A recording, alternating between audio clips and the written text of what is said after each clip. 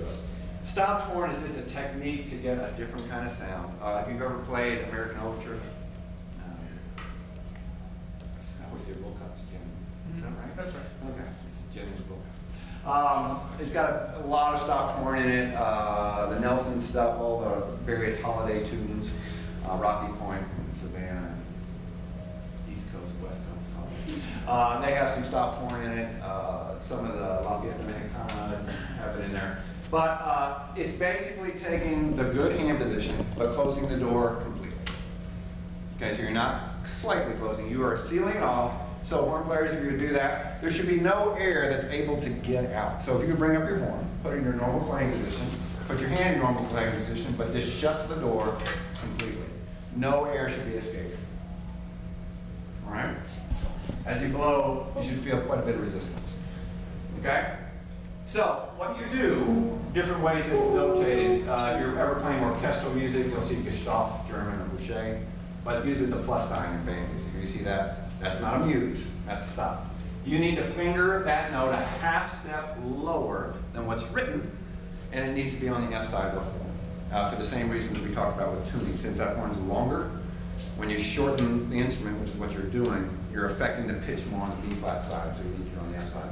So if I have a written G, what am I going to finger? Everybody, what am I going to finger? That's sharp. And that nasal, brassy sound is what you want. That's what the composer is envisioning. He is not envisioning that. Off in the distance somewhere. That's not what he wants. He wants a loud, brassy, nasal sound. Let's try it. I'm playing open G.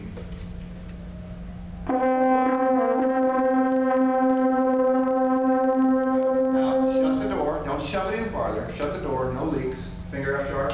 Get the same note.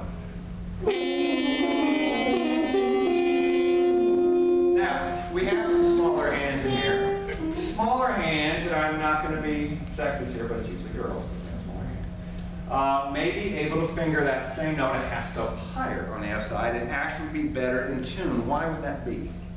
If you have a smaller hand, what's going to happen when you shut the door?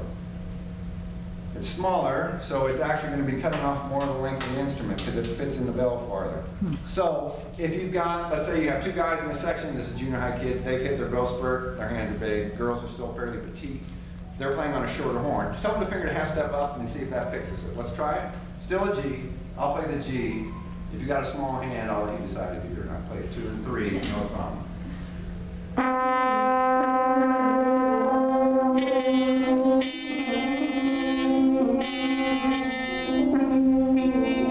Now you notice for me, person with big hands is out of tune.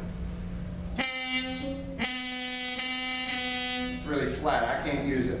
But if you've got a smaller hand, you shorten the instrument, you can use it. And it's probably going to be better in tune for it.